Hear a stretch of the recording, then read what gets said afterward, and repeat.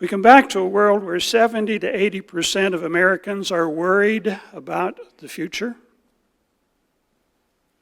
where 70 to 90% of Americans think the country is going in a wrong direction, where 60 to 70% of Americans are disenchanted and have a negative view of the two leading candidates for the presidency. 60 to 70% have negative views of the candidates, and these are historic lows. Historic lows. 70 to 80% are frustrated and angry with the federal government. This is the world that we've come back to. And many people realize our problems are serious today, but they have no idea how to solve the problems. No idea how to solve the problems. And they have no hope that our problems are going to get any better. You know, the contrast. We come back from the feast very excited, very enthused, very focused. We come back to a world that really has very little hope. This is kind of the State of the Union. The State of the Union in the greatest nation on the face of the earth. You know, what's happening in America today? And what's happening in the Western world? Why are these things happening today that we see in the news and around us every day? Where are these things leading? Now, we have an understanding of where things are leading, but the world doesn't have that understanding. We have a hope for the future that the world does not have. But what do these events have to do with you, with me, and with the Church of God today? I appreciated the sermonette about working. We've got a big work to do. We've got a big job to do that we've come back to here in Charlotte and with our members around the world. What I'd like to do in the sermon today is to address the questions that I just asked. What is happening in America and the Western world? Why are these things happening? Where is it leading to? And what do these events have to do with you, with me, and with the Church of God? If you turn to Jeremiah chapter 30, Jeremiah, Isaiah, Hosea waged a war of words in these civilizations and the cultures that they were living in.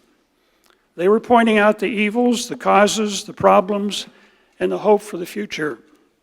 And it's part of our job today to do the same thing.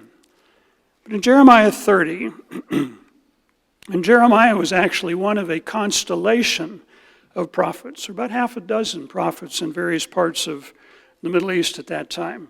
Jeremiah was in Jerusalem, Daniel was in the palace in Babylon, Ezekiel was out in the countryside in Babylon, and a number of other prophets were doing their job of warning about what was coming in the future.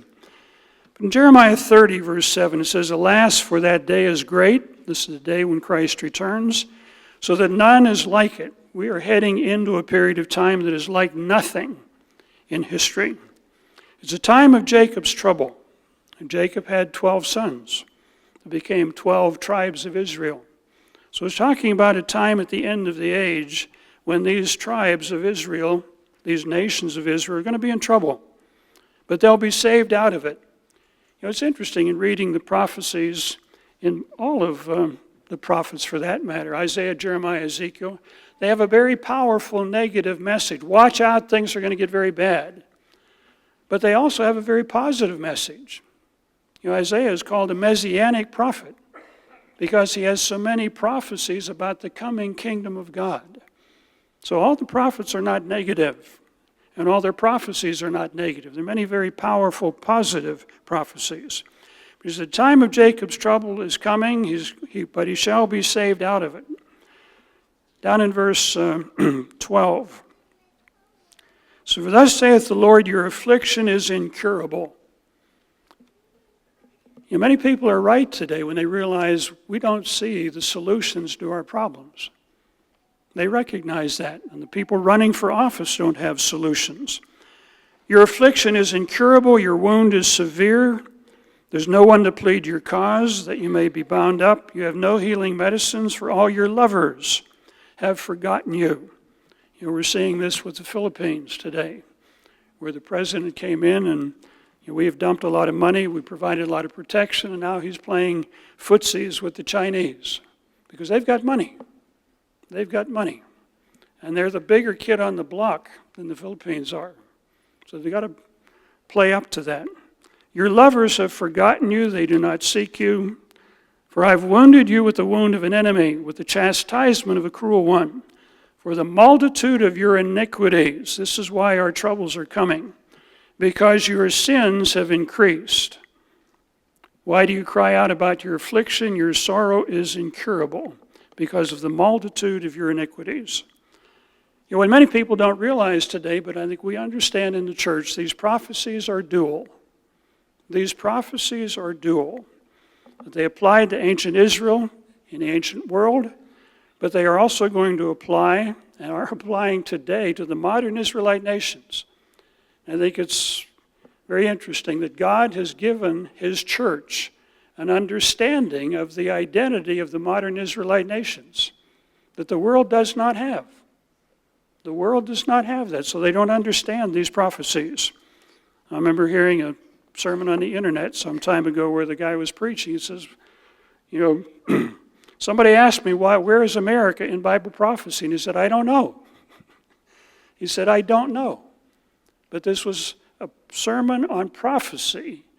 I heard another minister say one time, I don't preach much about prophecy because I don't understand it. But God's church understands Bible prophecy, not perfectly, but we've got a handle that the world doesn't have because God has given us that understanding. So these prophecies are dual, talking about Jacob's time of trouble. If you get down to the last verse in Jeremiah chapter 30, it talks about all these things are going to happen. But in the very last sentence of the last verse, verse 24, it says, in the latter days, at the end of the age, you will consider these prophecies. You will come to understand these prophecies. Look it up in some other translations.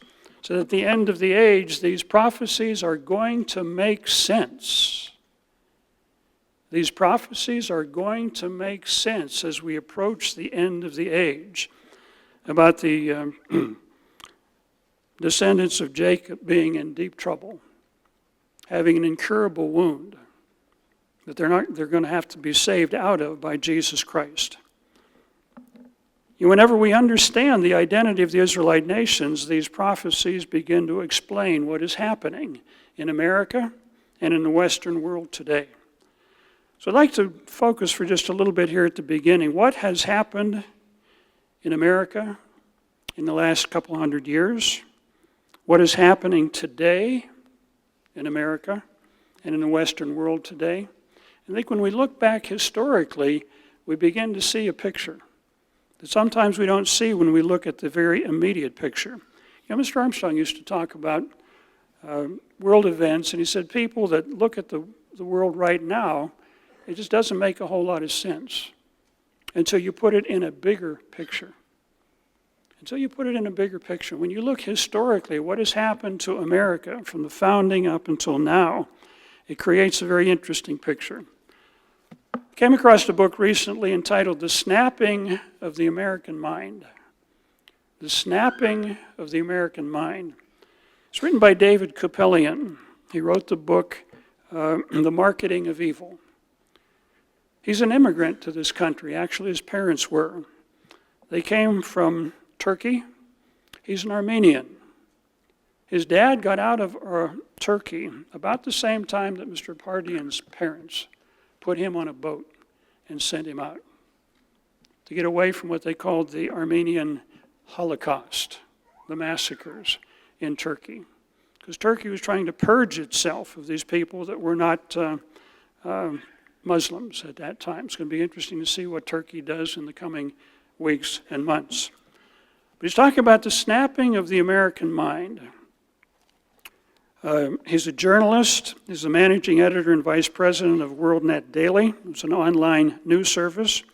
But I want to read just a little bit from the first part of chapter 2.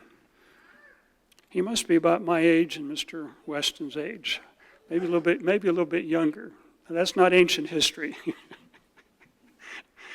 But he grew up in the 50s. I was in high school during the 50s. The 50s were the happy days. The happy days when the Fonz had the television program and they were driving 55 and 56 and 57 Chevys. This was the happy days. But let me share his description. He says, because he's talking about what things were like in America in the 50s and what they are like today.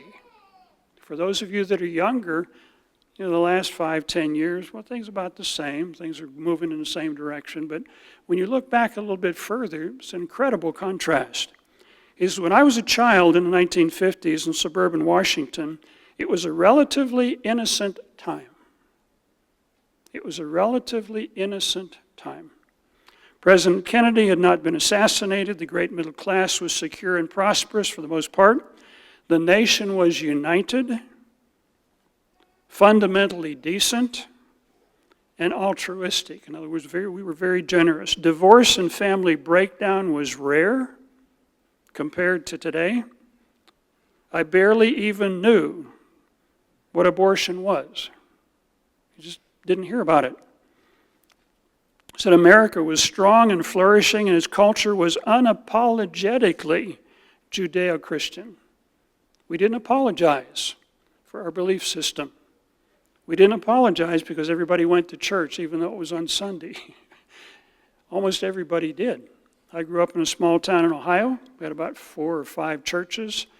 Almost everybody went to church. There was no Catholic church there. They had to go to another town. There was no bars.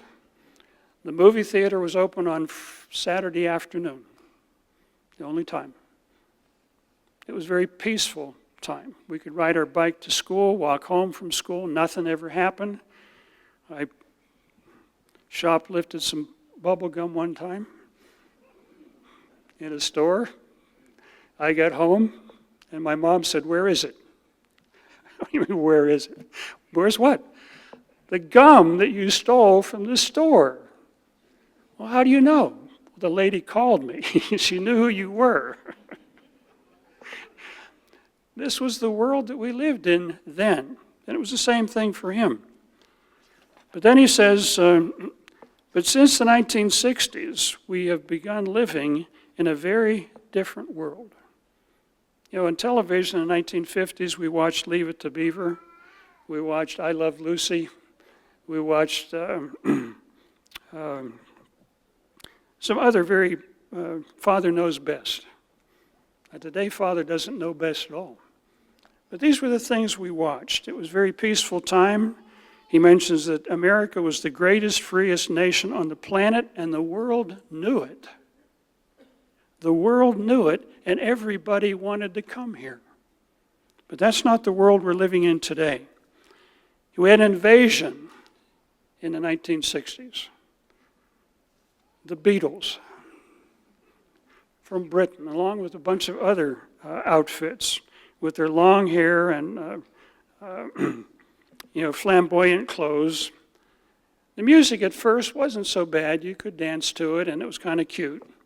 But then they got into drugs, LSD and other things. They went to India to talk with some gurus over there, and they came back with some really wild ideas.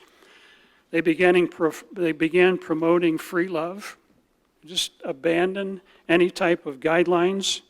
But these were the things that began to take place in the 1960s. And America became a very different country.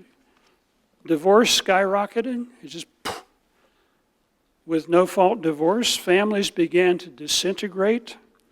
The language coarsened. Back in the 60s, they were talking about free speech, and then it became filthy speech. It just progressed downhill. Entertainment became very violent, saturated with sex.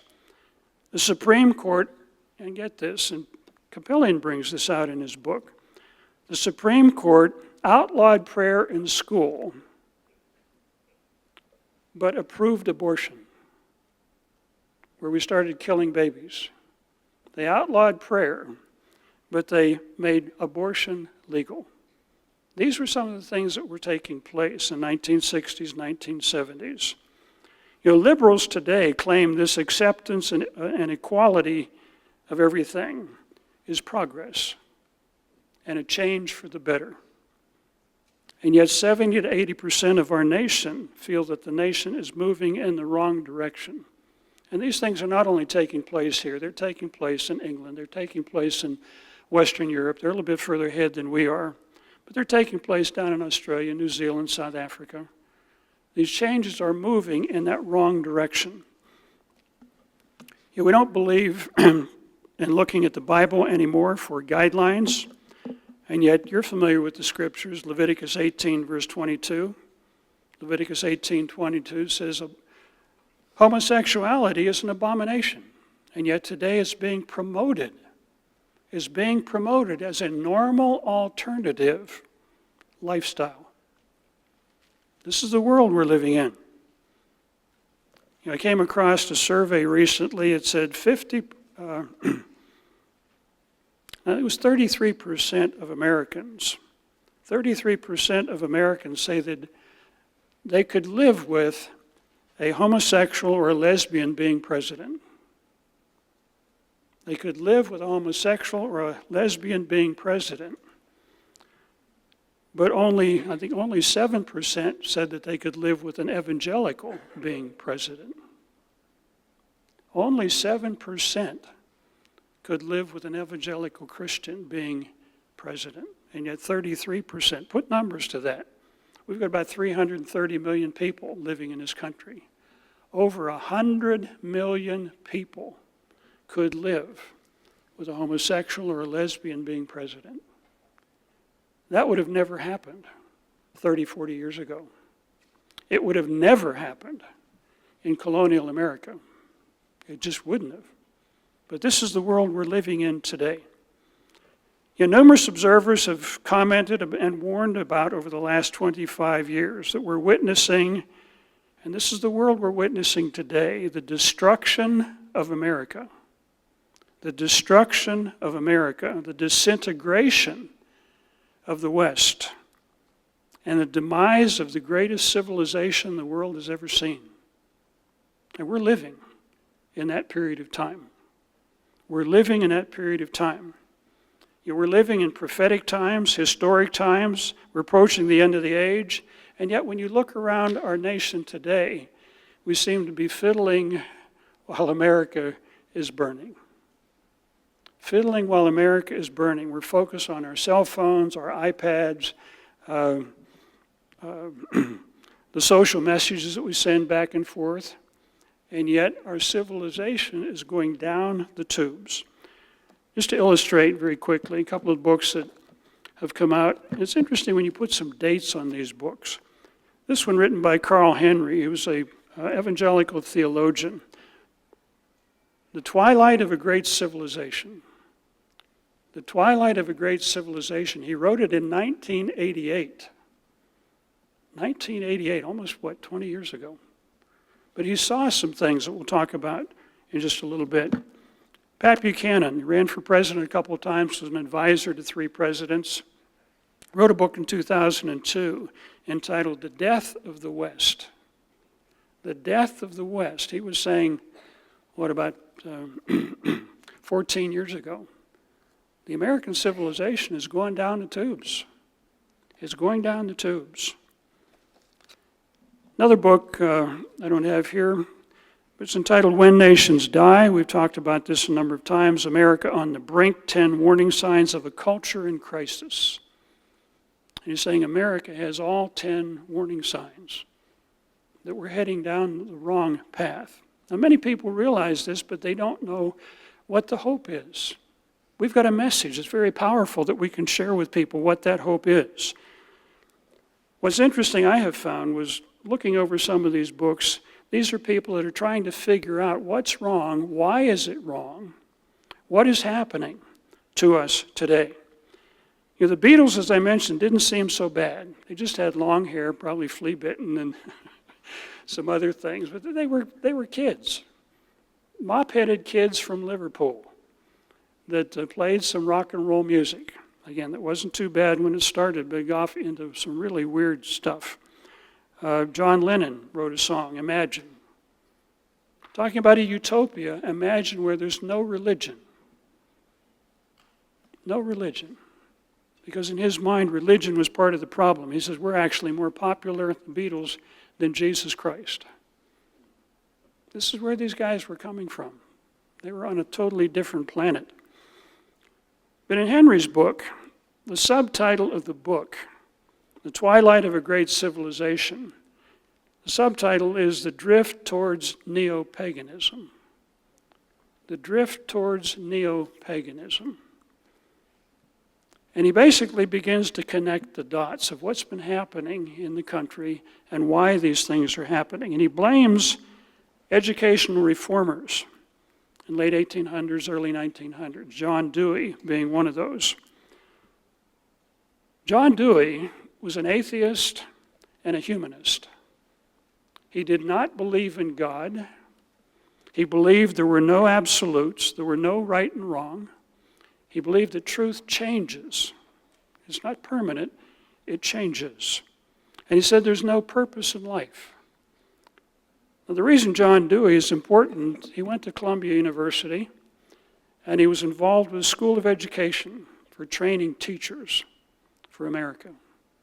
And these were the ideas that he injected into the teacher training programs that went from Columbia University all around the United States. One of his other comments was, it's not the job of teachers to point out the way. The job of a teacher is to throw out all kinds of alternatives and let students make up their own minds. We're going to have a very different approach in the coming kingdom of God. We're going to be saying, this is the way. There is truth. It doesn't change. But we are reaping the seeds that have been sown down through the decades. He had a very interesting time, I think it was during the Feast of Trumpets that weekend. I stayed with Mr. Darrell Lovelady and his wife and family up in Tennessee. And their daughter is training to be a veterinary technician. And she had a project. Her project was raising chickens. Raising chickens.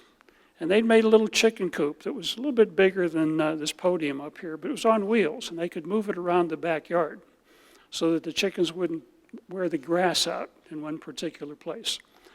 So we came back from the Sabbath, I think it was that day, or might have been the holy day. We got home, and they let the chickens out to walk through the backyard. So they were digging up all the delicious things that chickens like to eat, bugs and worms and grubs and whatever else. But as the sun was going down, Mr. Lovelady went up in the backyard, and he had a little plate with some grain in it. And the chickens saw the grain, and they started running towards him and eating the grain out of the plate, and he was throwing it on the grass. And then this one chicken hopped up in my lap and was looking around, where's your grain? I've never really wanted to have a pet chicken. And I didn't know what to do with it. I said, get out of here. But as it got dark, the chickens all kind of ran over to the door and went back into the chicken coop. There was no bell that went off that said, come home. As it got dark, they all ran into the chicken coop. And I've heard this expression, you've probably heard it too, about the chickens coming home to roost. And what's happening in America today, the chickens are coming home to roost. These ideas that have been pumped into the educational system that there is no God, and that the Bible is just another book, and there's no such thing as right and wrong, and there's no purpose of life. These things have been pumped into the minds of young people. If you'll turn to Hosea chapter 4. Hosea chapter 4. Hosea is talking about the troubles that the Israelite nations are going to get into at the end of the age. Hosea chapter 4, and there's other chapters in the Bible that deal with the subject too. He said, hear the word of the Lord, you children of Israel. This is not the Jews exclusively. This is the children of Israel. Jacob's name was changed to Israel. He had 12 sons. They became 12 tribes. They became 12 nations that are basically now in northwestern Europe, Canada, America, South Africa, Australia, New Zealand, and a few other places around the world. But this is the point of his message. Hear the word of the Lord, you children of Israel. The Lord brings a charge against you. These are things that God is extremely upset about. There's no truth or mercy or knowledge of God in the land because it's been turned off. It's been turned off.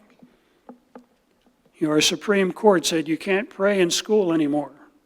And then you got to take the 10 Commandments down that are in public buildings. People have been fired for keeping a Bible on their desk in school. This is the world we're living in today. And God says He's got an issue with you because there's no knowledge of God in the land. By swearing, lying, stealing, committing adultery, they break all restraints. The land will mourn, He said. Down in verse 5, He said, you're going to stumble in the day. The prophet will also stumble with you in the night. But then He says, my people are destroyed for a lack of knowledge. They don't understand what the truth is. They don't understand what true values are. They don't understand about the true God. He said, this is your fault. They don't understand. They have a lack of knowledge because you have rejected knowledge. You've looked in the wrong place. You've looked in the wrong place. I will also reject you from being a priest to me because you have forgotten the law of your God. And then He says, I will also forget your children. I'm going to forget your children. Down in verse 7 of Hosea chapter 5, you can tie this with that previous verse. It says, they have dealt treacherously with the Lord, and they have begotten pagan children. That's in the New King James. It could be strange children, alien children. It's interesting when you look at some of these high school kids that are dressed in Gothic costumes with black lipstick and black robes and just weird looking. I think they keep Halloween 365 days a year. But these are the trends today. But God says, you've forgotten me, and I'm going to forget your children. And you've begotten pagan children that don't believe in God. They don't believe in the Bible. They don't know what to believe. Down in verse 9, back in chapter 4.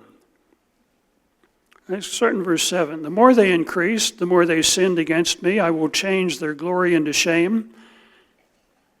They eat up the sin of my people. They set their heart on iniquity, and it shall be like the people, like the priest. But then He says, so I will punish them for their ways and reward them for their doings. You're going to reap what is sown. The chickens are going to come home to roost. And it's not going to be a pleasant situation whenever we see all these things coming to pass.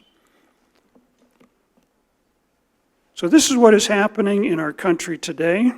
The ideas promoted by some of these educational reformers, they were called, are wreaking havoc in our society today. There are other books that point out how different these progressive ideas are from the ideas that dominated the thinking of men and women who settled in America in the 13 colonies in the 1700s, 1600s. Came across a book recently entitled How Christianity Changed the World, and it talks about just the impact of worldly Christianity and how that changed the world. It's going to be interesting to see and exciting to see how real Christianity is going to change the world in the years not too far ahead of us.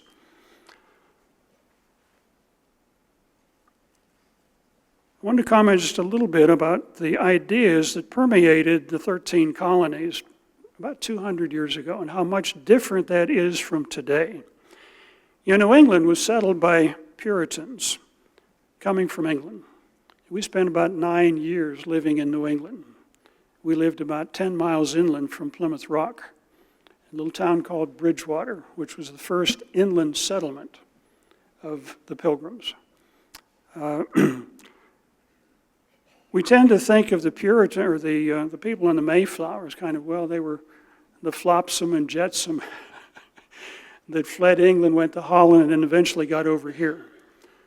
But a significant number of the people on the Mayflower were graduates of 2 Puritan colleges in Cambridge. They were educated people. They were educated people. They read the Bible quite regularly.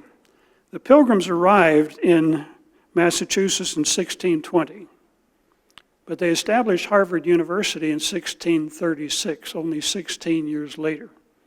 And they started with only 6 students. Sounds like Ambassador College, or it sounds like Living University. Why did they start a college? Only 16 years after they got here. They wanted to have an educated ministry. They wanted to have an educated ministry that could read the Bible and teach others about it. Now, they didn't understand everything, but this was their goal. They believed in God. They named their kids Abraham, Isaac, Jacob, and they called their girls Abigail, Charity, Faith, Patience. They were trying to live by the Bible.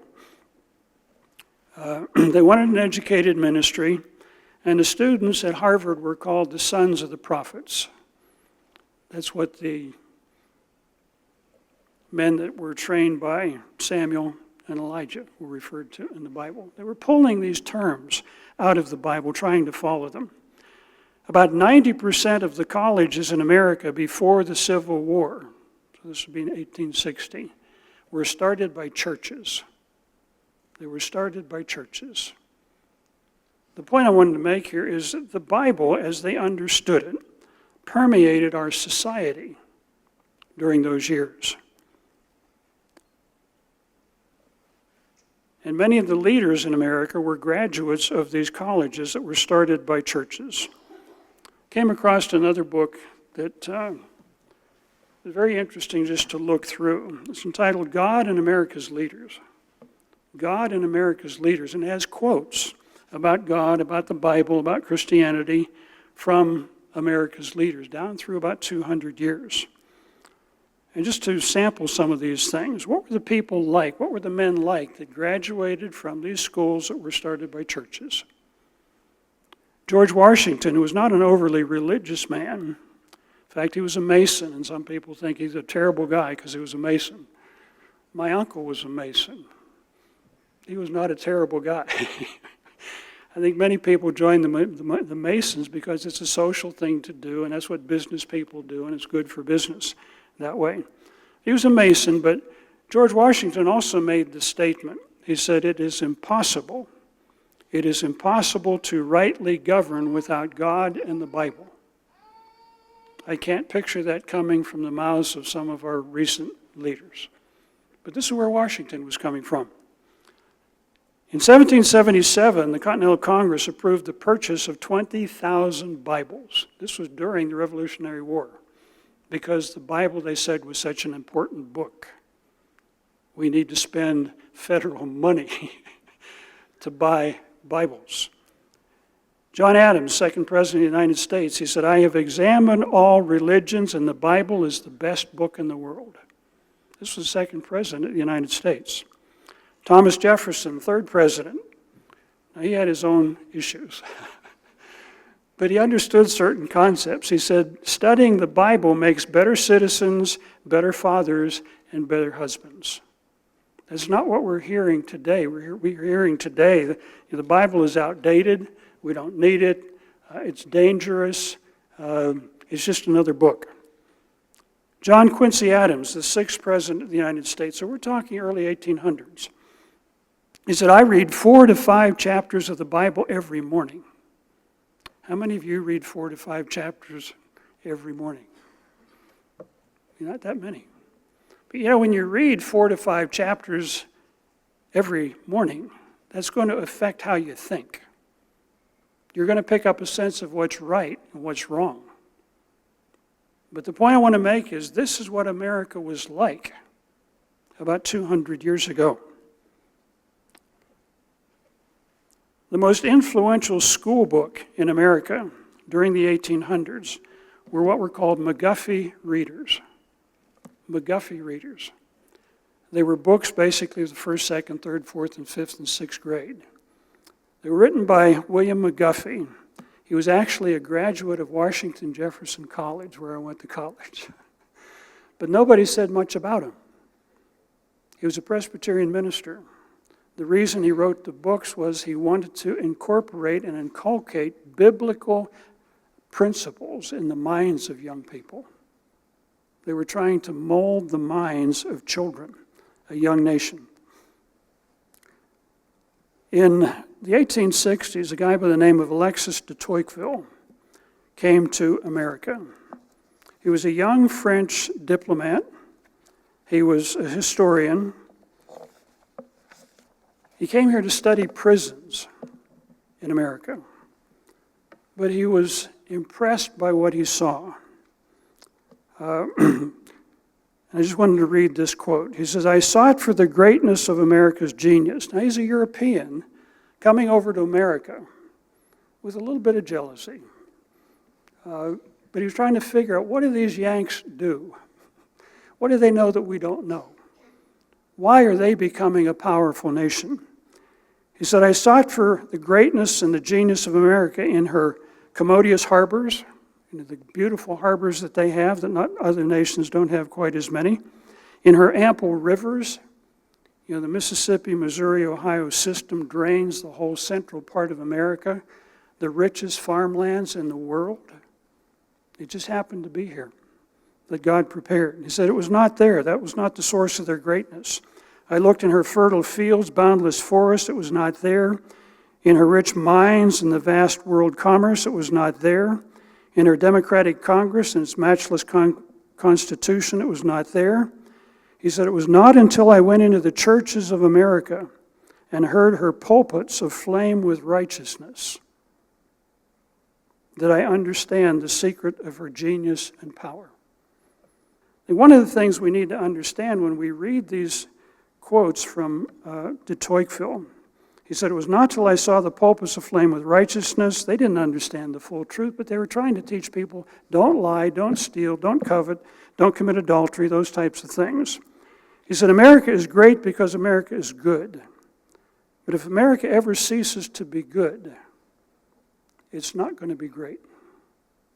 And we are ceasing to be good today. We're moving in a very different direction. One of the reasons that de Tocqueville was so impressed with what he heard in churches, you need to understand just a little bit about the difference between the American Revolution and the French Revolution. The American Revolution was to throw off the shackles of the British government with God's help. With God's help. They prayed every morning during the Continental Congress and asked God to intervene, to protect them. And they saw God answering those prayers. The French Revolution was to throw off the authority of the French government and to throw out religion. Basically, the Catholic Church. They wanted to get rid of religion and replace it with reason, following the writings of Voltaire and Rousseau. But when de Tocqueville came to this country and saw the role that religion was playing in our country, he was shocked. He said, that appears to be the major difference, that this was a religious society, whereas France was a secular republic. I remember walking into one of the big, what used to be a big church in Belgium. It was a big church at one time, but after the revolution it was proclaimed the Temple of Reason.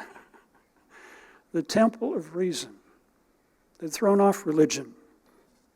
It's going to be interesting to see, I think it's going to be very sobering to see what is going to happen in this country as religion goes down the tubes, even if it's a very different Christian religion. But these are the things that have been happening in our country. One of the things that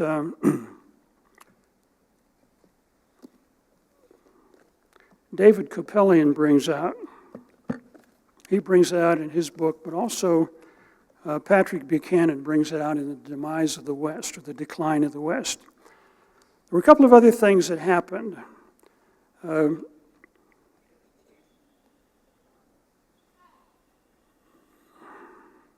William McGuffey lived basically between 1800 and 1859, 1860, Civil War time. John Dewey was born about 1860, and his influence basically impacted America the latter part of the 1800s, early 1900s. But there's a group of men came over from Europe that were part of what is called the Frankfurt School. These were German intellectuals. They left Germany. They were promoting Marxist ideas, communist ideas. They came to America, interestingly enough, to Columbia University, where John Dewey was. And they were basically wanting to promote Marxism in America, undermine Western civilization, destroy the country with basically Marxist ideas. Now, we don't think much about Karl Marx because he started communism and it's failed. But these guys were promoting what they called neo-Marxism. Marx's revolution failed. That is the violent one in Russia. Didn't work out well. But the neo-Marxists have wanted to wage what they called cultural terrorism. Cultural terrorism. To destroy our country. To destroy the Western world. I think we're all familiar with Marx's statement where he says religion is the opiate of the people. The people take it like a drug so they can deal with the problems of life. But a couple of other quotes from Marx. He said, "My object in life is to dethrone God and destroy capitalism." To dethrone God and destroy capitalism. He said, "The first requisite to happiness for people is the abolition of religion." These were the ideas that these guys brought over from Germany. And they began promoting these ideas among intellectuals, among teachers. Their goal was to capture the culture by invading the institutions in America. Invade the schools, invade the teachers, invade the courts. He said eventually, as we capture the culture, the government will fall into our hands and we will be in power. Now, these are the things Kupelian brings out quite clearly, as chapter 2 is a very interesting chapter to read through. Patrick Buchanan brings these things out. Their goal in cultural terrorism was to change the culture. And we have a man in office today that wanted to change. He didn't tell you what he wanted to change, but this is where he's coming from. He wanted to change the culture. The way they wanted to change the culture was to promote sex education in grade school. Just all kinds of things. Make divorce easy. One of the first things Lenin did when he gained power in Russia was to pass no-fault divorce legislation. And this whole thing was designed to destroy the family. Destroy the family. They wanted to get women out of the home and into the workforce because they wouldn't be mothers anymore. They wanted to promote sexual liberation, perversion, and pornography. Establish government child care so that the mother is no longer involved in raising children. They put everybody on welfare, then they undermine the influence and the need for fathers. It's no accident that these policies are part of the policies of the Democratic Party today because they've been influenced by these men that came over. One other guy, just to mention, Herbert Marcuse, you can look this up on the internet. He's called the father of the New Left. He was part of this Frankfurt School.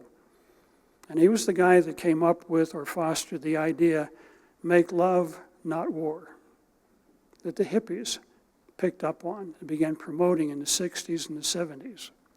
The point I want to make here is these are the seeds that have been planted that we're reaping today. And this is what our country needs to come to understand. Not everybody's reading these books, but they lay this out, connecting the dots in a very sobering way. This goal of change that the Democratic Party has and these Marxists had was to redistribute wealth. Take it from the rich, give it to the poor, and redistribute power. So, brethren, today, what we're seeing today in America and in Western nations are really the chickens coming home to roost. Carl Henry, I think he picked up on the paganism that was being pumped into our school systems and into the minds of leaders. Capellian and Pat Buchanan have picked up on where these Marxists brought in certain ideas, and they're being promoted by people that we now have in office. So it's no wonder why people don't see a whole lot of hope for the future. We've been set up. We've been set up. Now, what does this have to do with you and with me and with the Church of God? God has given us some very powerful tools to work with. In Genesis chapter 12, verses 1 to 3, God made some promises, very exciting promises. Let's go back and just read that quickly, because this is the beginning of the story. It's the beginning of a story. It's the Old Testament, and many Protestants and Catholics today don't go here for instruction. I've had the chance to teach Old Testament survey for a number of years, and I listened to a set of tapes, or a set of discs, by a woman who's teaching Old Testament survey at Vanderbilt. And I thought I'd just like to listen to it to see where she's coming from. And it was quite interesting. She said the Old Testament is just filled with such wonderful stories. Not lessons, but wonderful stories.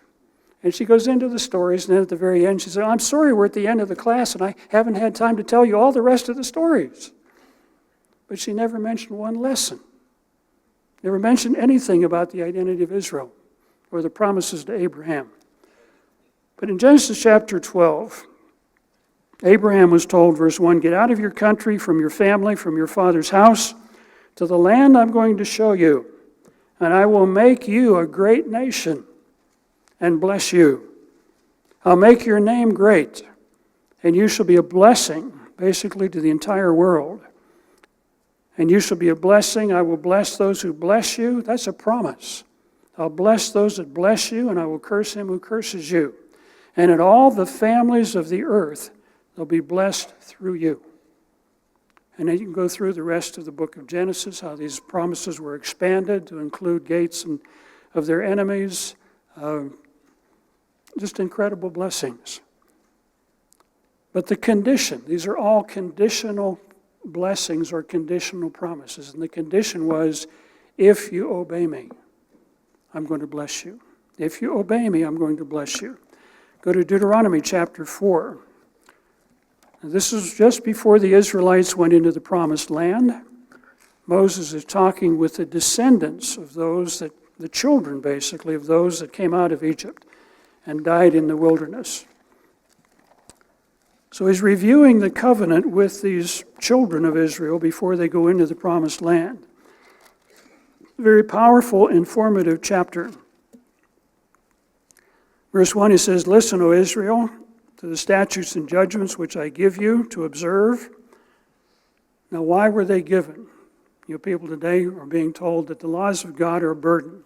You just can't keep them, and they're difficult.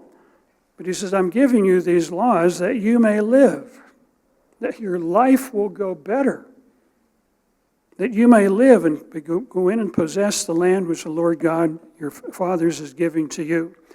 Don't add to the word, don't take away from it, just do it. Just do it. As one of the young ladies said in the film that we put together on Living University, she says, don't listen to doubters, just do it. Just do it. And God is saying basically the same thing here. Just do it. Just do what I've asked you to do, instead of coming up with all kind of other interpretations. Verse 5, surely I have taught you statutes and judgments, just as the Lord, Moses is saying this, my God commanded me. Verse 6, therefore be careful to observe them. Follow these laws, don't push them away. For this is your wisdom and your understanding in the sight of the peoples, as the world sees you living by these commandments. We're told in the Bible that homosexuality is an abomination. It's an abomination to God. It's an abomination because he said this is going to hurt you. This lifestyle is going to kill you. Why do homosexuals live about 20 years less? Their lifespan is shorter than the average lifespan. Why do they come down with AIDS, HIV, and things like that? Opportunistic infections more than anybody else. Because these viruses destroy their immune system. And then they rot from the inside out. God says, don't do this because it's going to kill you. And yet, people today in schools are told, well, this is just an alternative lifestyle. It's just an alternative lifestyle. It's just as normal as anything else. That's a bunch of bunk. It's wrong. It's totally wrong. It's a high-risk lifestyle. And people that go in that direction are going to pay for it. They're going to die. It's going to hurt them. God is a God of love. He said, look, I'm giving you these laws so that the world can see you living by them and see that you're blessed. Verse 9, he says, only take heed to yourself and diligently keep yourself, lest you forget the things you have seen, and teach these things to your children. Now you can read the latter part of the chapter. He says, if you forget, you go off in another direction. Verse 26, I call heaven and earth to witness against you this day that you will soon utterly perish from the land which you cross over the Jordan to possess. Verse 27, the Lord will scatter you among the peoples, and you will be left few in number. So he says, these are the consequences that are going to come if you move in the wrong direction. And these things are repeated again in Leviticus 26 and Deuteronomy 28, where Moses warned the Israelites, if you obey, you're going to be blessed. If you disobey, you're going to be punished. You're going to reap what you sow. Turn to Deuteronomy 28, verse 20, for just a minute. And this is part of the blessings and cursings. If you obey, you're going to be blessed. If you turn away, there's going to be problems. And we're heading into this period of time. We're beginning to reap these consequences.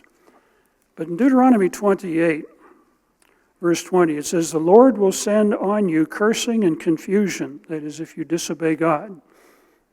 Cursing and confusion will rebuke in all that you set your hand to do until you are destroyed, until you perish quickly because of the wickedness of your doings. What Moses told the Israelite was, your downfall is going to come suddenly.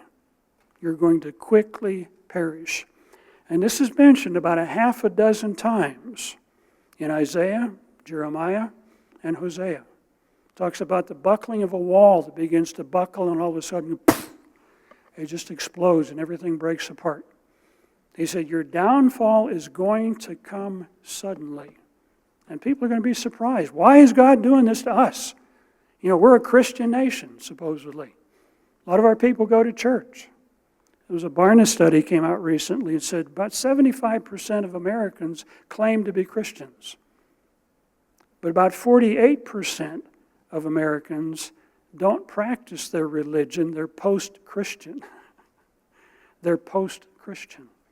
Almost half of our nation. That was not the way it was back in the 1700s, early 1800s, where they estimated in New England about 95% of people in New England claim to be Christians. Now 75% do, and yet half of them are post-Christian. They don't live according to what they profess. God says your downfall is going to come suddenly. And like I said, about half a dozen other scriptures say exactly the same thing. So people are going to be caught short when all this begins to happen. Why is it coming? Jeremiah chapter 2. Go back to Jeremiah.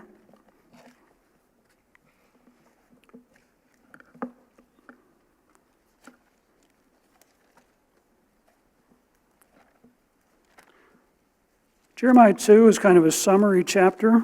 It's interesting how Isaiah and Jeremiah kind of summarize some things at the very beginning, then they go into details in later chapters.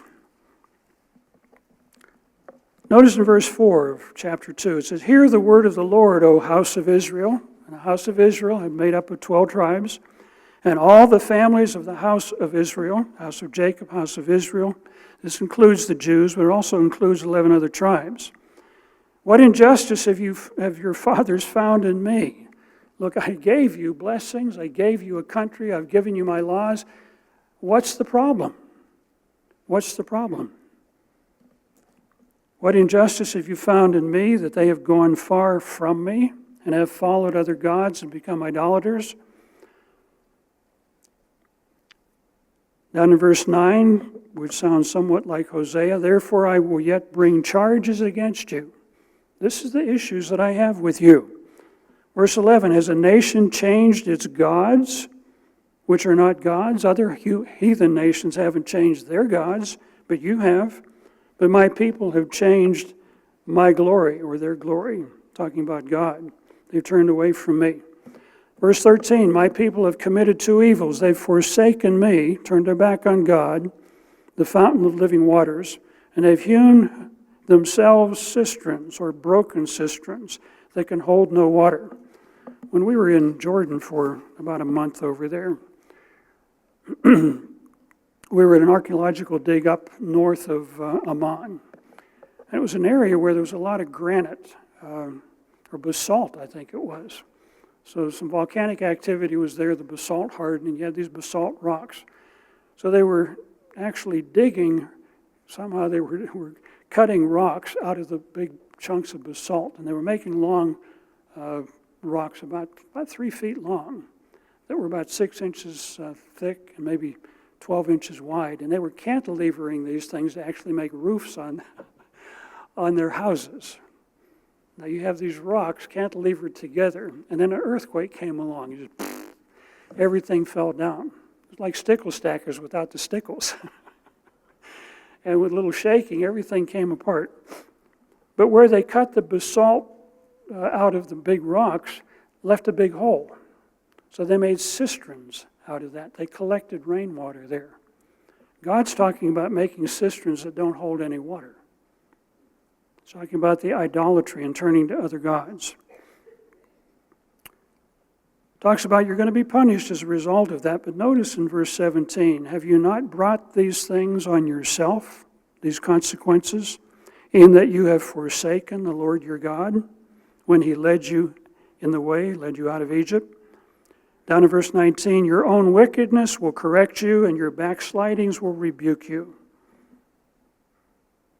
Know therefore and see that it is an evil, bitter thing that you've forsaken the Lord your God, and the fear of the Lord is not in you.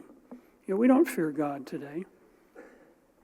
We break the Sabbath, we break the holy days, we don't tithe, we do all these things. We just don't fear God today as a nation.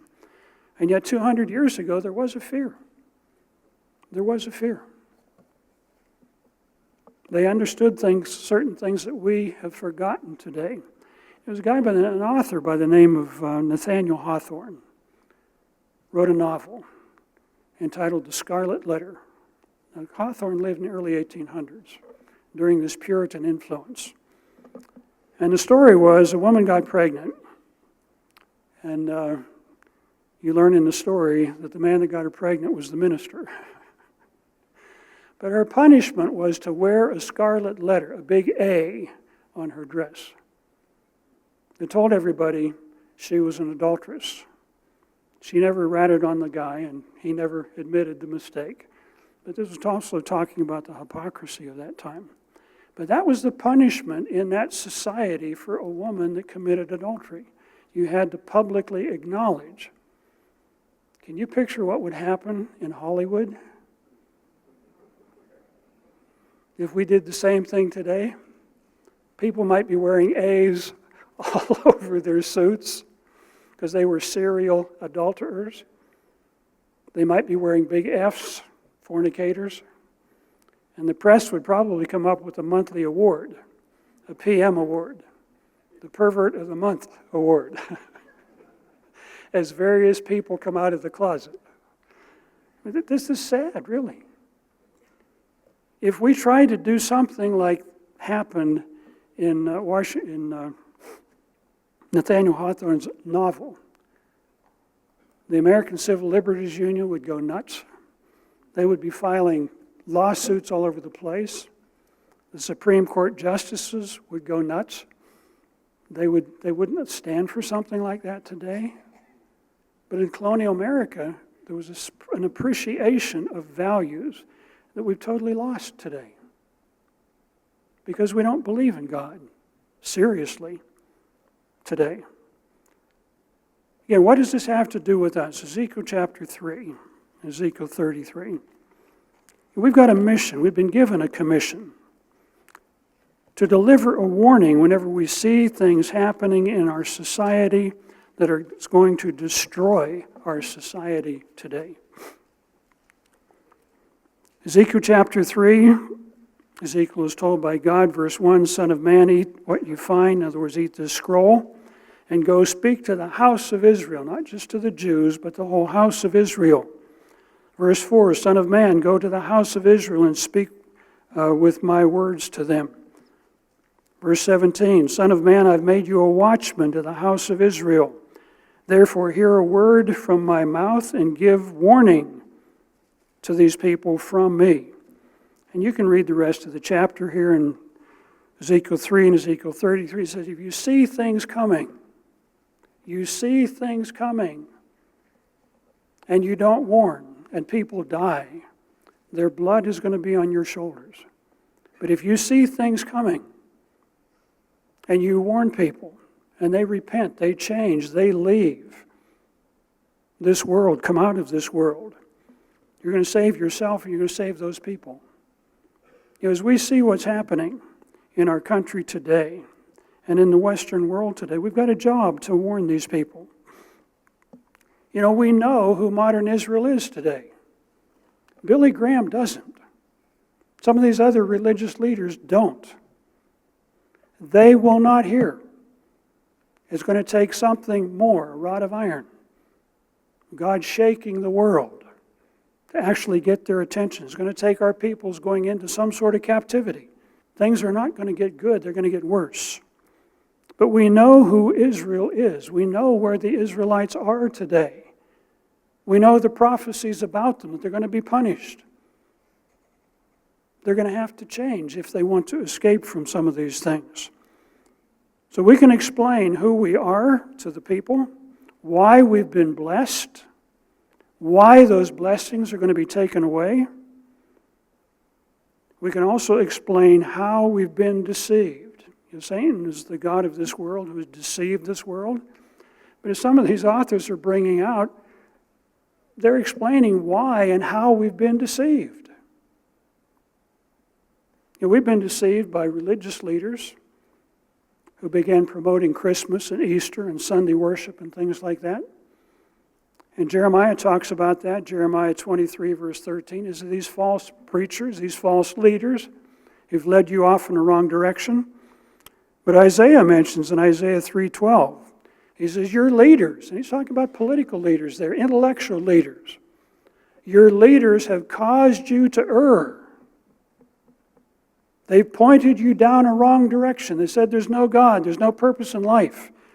We have got the most incredible purpose that's revealed in the Scriptures for anybody to understand. We understand that God is real. He's alive. He's not a delusion, like Richard Dawkins says. No, God is real.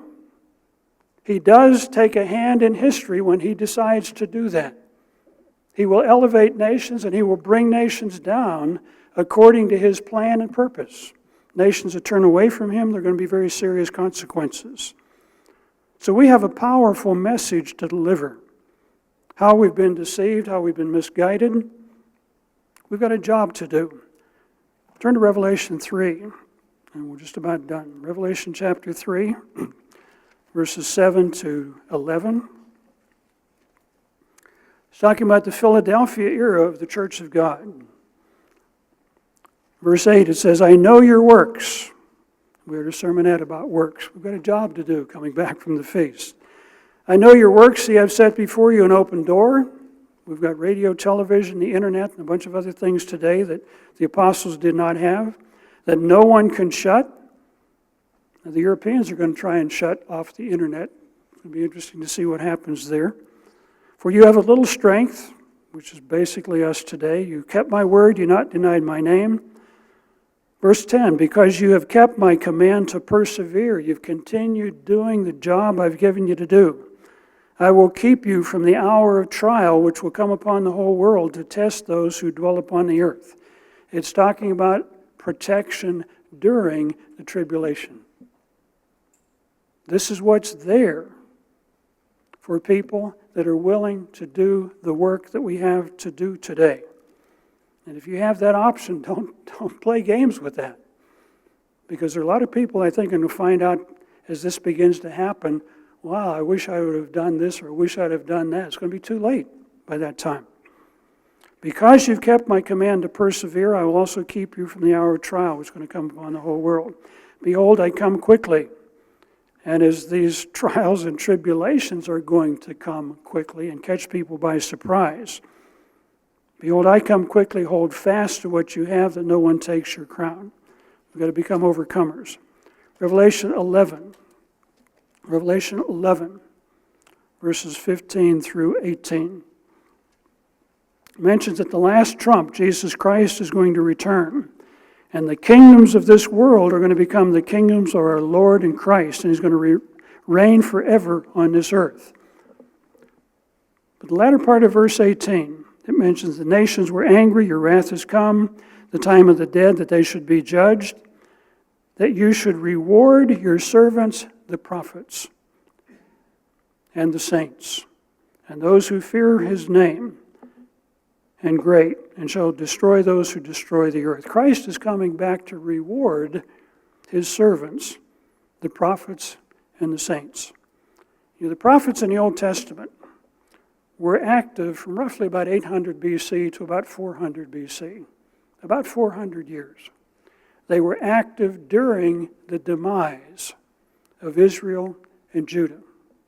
The reason God called the prophets is because the priesthood and the Levites had become corrupt. So He called individuals to do a job, to warn kings, to warn the people, and to warn the nation about what was coming, and to tell them there was something better coming. You know, God provided prophets in the Old Testament for His chosen people. We've got a job to prophesy today to the peoples of Israel. Tell them who they are, why we've been blessed, why we are such a unique country, that God is real, that this book is not just another book. It's totally unique. It's inspired by God. And the world today needs to hear these things, need to understand these things. We've got this opportunity today to teach the world about the true God.